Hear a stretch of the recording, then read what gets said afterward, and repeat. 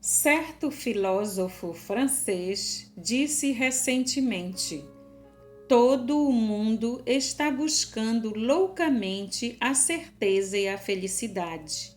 O presidente da Universidade de Harvard disse: o mundo está procurando uma religião em que possa crer e uma canção que possa cantar. Um milionário de Texas confessou isto: pensei que com dinheiro pudesse comprar a felicidade, mas acabei miseravelmente decepcionado. Famosa estrela do cinema exclamou: tenho dinheiro, beleza, fascinação e popularidade. Deveria ser a mulher mais feliz deste mundo, mas sou infeliz e miserável. Por quê? Um dos mais conspícuos líderes britânicos disse: perdi toda a vontade de viver e, no entanto, tenho que viver.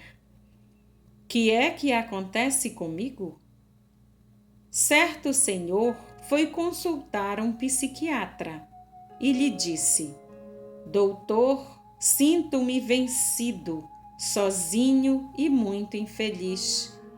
O senhor poderá ajudar?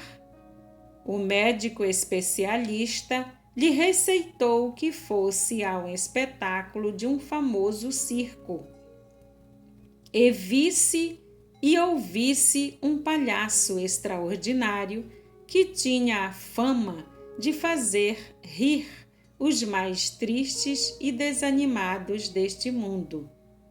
O consulente respondeu: eu sou o dito palhaço. Certo acadêmico disse: tenho 23 anos. Já passei por experiências que fizeram de mim um velho e estou farto da vida. Famosa bailarina grega de nossos dias disse: nunca tenho estado só, mas sinto que minhas mãos tremem, que os olhos se me enchem de lágrimas e que se me confrange o coração em busca de uma paz e felicidade que jamais achei. Um dos grandes estadistas do mundo, Odierno, me disse certa vez: estou velho e para mim a vida já perdeu todo o encanto e significado. Estou pronto a saltar fatalmente para o desconhecido. Jovem, o Senhor me poderá dar um raio de esperança? Este nosso mundo materialista luta e se agita e se debate na eterna busca da fonte da felicidade. Quanto mais conhecimentos adquire, menos sabedoria parece ter. Quanto mais for a segurança econômica em que vivemos, descobrimos avolumar-se mais dentro de nós o enfado e também o tédio. Quanto mais gozamos dos prazeres mundanos, nos sentimos menos satisfeitos e contentes com a vida. Somos como o mar inquieto, encontrando precária paz aqui e quase nenhum prazer ali. E nada nos parece permanente e satisfatório. E assim continua a nossa busca. Os homens matam, mentem, escamoteiam, roubam e lutam para satisfazer a sua ânsia de poder, de prazeres, de riquezas, pensando que dessa forma alcançarão para si e para a sociedade em que vive paz, segurança, contentamento e felicidade. Não obstante, em nosso íntimo, uma pequena voz continua a nos dizer: não fomos criados para isso, mas para coisas melhores. Trazemos dentro de nós uma percepção misteriosa de que existe em algum lugar a fonte dessa felicidade que torna a vida digna de ser vivida. E avançamos dizendo a nós mesmos que em algum lugar e num certo dia toparemos com esse segredo. Às vezes nos parece que já encontramos, mas se trata de uma ilusão. E continuamos decepcionados, confusos, perplexos e infelizes. A felicidade que possui valor permanente na vida não é superficial e não depende de circunstâncias. É uma felicidade, um acontecimento que enche a alma ainda mesmo no meio das circunstâncias as mais adversas e no meio de ambientes mais que nocivos e desanimadores. É essa felicidade que sorri quando tudo vai mal, e mesmo através das lágrimas, a felicidade pela qual nossa alma suspira é essa felicidade imperturbável ante o sucesso ou a derrota, que se radica profundamente em nosso íntimo e nos faculta interior, descanso, paz e contentamento, sejam quais forem os problemas que se agitem na superfície. Essa espécie de felicidade não precisa de estímulos de fora. Perto de minha residência há uma fonte cujas águas nunca variam. Seja qual for a estação do ano, podem cair fortes chuvas por perto dela, que as suas águas não aumentam. Pode a região sofrer longa e dura estiagem, que as suas águas não diminuem. É sempre e perenemente a mesma. Eis o tipo de felicidade que tanto desejamos e queremos. A criatura humana, por natureza e instinto, julga-se insatisfeita, pelo menos por um destes 3 motivos. Primeiro, tendo sido criado à imagem de Deus, o homem é um peregrino solitário e perdido sobre a terra, uma vez alienado da comunhão com o Criador, a cuja semelhança foi feito. Ter-se uma vaga ideia de que Deus existe não é o bastante. O homem precisa ter a certeza de que não está sozinho no mundo e de que uma inteligência e um poder mais adequados dirigem o seu destino. Segundo, o homem, separado da verdade, mostra-se confuso e perplexo. Ele precisa da verdade como os animais dela não precisam. Não tanto essa verdade das ciências físicas e matemáticas, mas da verdade a respeito do seu ser, de sua origem e finalidade, de seus conflitos e do seu futuro. Terceiro, o homem precisa de paz, não de uma paz indefinível, dessa chamada paz mental ou de espírito, mas dessa paz que o liberta de todos os perturbadores, conflitos e frustrações da vida, dessa paz de alma que permeia todo o seu ser, paz nada menos de 8 vezes nas Beatitudes, que alguém chamou de as belas atitudes. Jesus empregou a palavra bem-aventurado. Este vocábulo podia reduzir-se também por feliz, conquanto traga em seu bojo um significado bem mais rico do que esses que ele tem hoje no português. Eis porque o bem-aventurado se defende bem de qualquer redução ou perversão de sentido.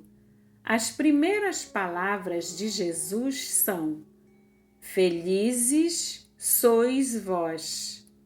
E a seguir, Jesus nos dá a fórmula da felicidade. Certamente, se alguém neste mundo já possuiu genuína felicidade e bem-aventurança, essa pessoa foi Jesus. Ele conheceu o segredo dela e nestas beatitudes Jesus nolo revela. As beatitudes não são o ensino global de Jesus e nem mesmo é o Sermão do Monte.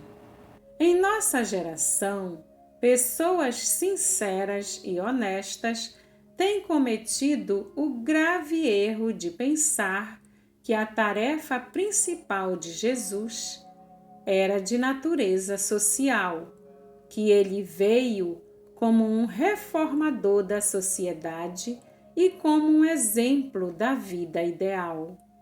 Ele foi e é muito mais, infinitamente mais. Ele é o Salvador, o que morreu pelos pecadores, levando suas transgressões à cruz em que por eles foi imolado. Ele morreu para salvar os homens que haviam violado o divino ideal e que por isso não podiam atingi-lo, mas em sua natureza de degenerados. A erudição moderna, precisa e mais adiantada, descobriu novamente e de uma vez por todas que o Sermão do Monte, bem como as Beatitudes, não podem ser isolados ou separados do fato da salvação alcançada por Jesus. O Velho Testamento ensinara que o Cristo seria manso e que transformaria o pranto em alegria, que a retidão ou justiça seria sua comida e bebida, e que mesmo na cruz se manifestaria sua maior fome e sede. Esta é outra maneira de se dizer que, na realidade, Jesus Cristo é o homem perfeito das Beatitudes. Somente ele, na história da raça humana, experimentou cabal e completamente aquilo que Ide nos diz acerca da felicidade e bem-aventurança da vida. O que ele nos diz, diz-nos como o Salvador que nos remiu e como aquele que convida os que sinceramente professam ser seus discípulos a segui-lo em seus passos. A mensagem de Jesus Cristo, quando ele esteve na terra, foi revolucionária e compreensível. Suas palavras eram simples, conquanto profundas, e por isso chocaram e abalaram os homens. As palavras dele tanto provocavam calorosa aceitação como violenta repulsa. Os homens, depois de ouvir a Jesus, nunca poderão ser mais aquilo que eram. pois que invariavelmente se tornam melhores ou piores. Seus ouvintes o seguiam com amor e dedicação, ou dele se afastavam com indignação e ódio. No Evangelho de Jesus, há certo poder mágico que leva homens e mulheres a uma ação decisiva. Jesus tinha uma atitude de quem não é comigo é contra mim. Os homens que o seguiram fizeram-se únicos em sua geração. Viraram o mundo de pernas para o ar, porque seus corações se tinham despertado e virado para o avesso. E com as palavras de Cristo, o mundo já não podia continuar a ser o mesmo. Assim, a história da humanidade deu um grande passo para melhor. Os homens começaram a se portar como seres humanos. Na esteira do cristianismo veio a dignidade e a nobreza e a honra. A arte, a música e a ciência, tocadas pela fagulha dessa nova interpretação do significado da vida, passaram a progredir e a se desenvolver. Os homens começaram de novo a espalhar em si a imagem de Deus em que haviam sido criados. A sociedade começou a sentir o impacto da influência cristã. A injustiça, a desumanidade e a intolerância viraram-se desalojadas pela forte correnteza do poder espiritual desencadeado por Jesus. Séculos já se foram desde que surgiu na Terra esse movimento de força espiritual, e essa correnteza de cristianismo tem avançado sem cessar, algumas vezes em maré enchente e as mais das vezes em maré vazante. Os tributários construídos por homens têm desaguado nela, poluindo-a e adulterando-a.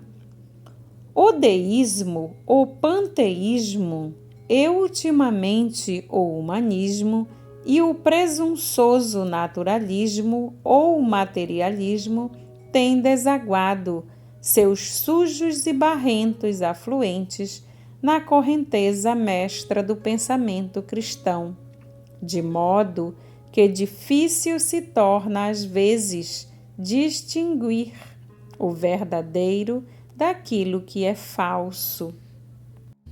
Entendemos que os cristãos devem ser gente muito feliz.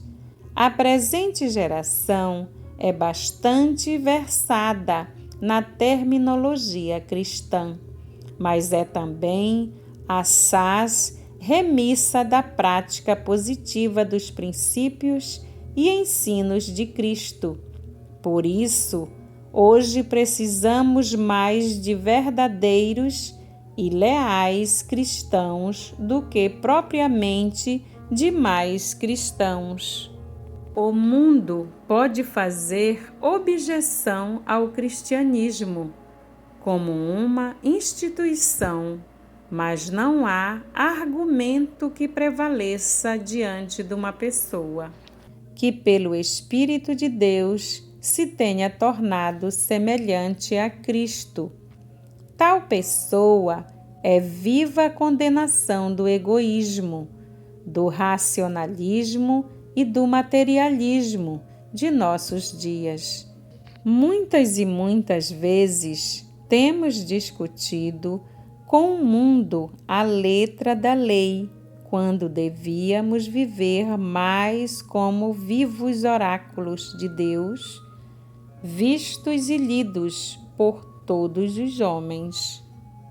Já é tempo de voltar novamente às fontes e perceber e sentir outra vez as qualidades curativas desse rio da salvação. Jesus disse à samaritana junto ao poço de Jacó: quem beber da água que eu lhe der, jamais terá sede. Aquela mulher, desiludida e corrompida pelo pecado, simboliza perfeitamente toda a raça humana. As aspirações dela são também as nossas. O clamor do coração dela é também o nosso. As desilusões dela são também as nossas desilusões. O pecado dela é também o nosso pecado. E o Salvador dela pode ser também o nosso Salvador. O perdão e a alegria que ela obteve, nós também podemos obter? Convido meu prezado leitor a realizar comigo uma empolgante jornada, uma pesquisa bastante aventurosa. Qual o nosso objetivo? O segredo da felicidade. O lugar, a Galileia. Voltemos para trás as páginas do tempo, para 2000 anos.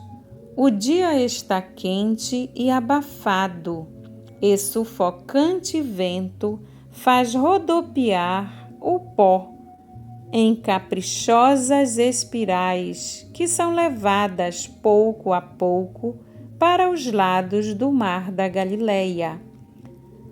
Há um quê de expectativa na atmosfera que respiramos.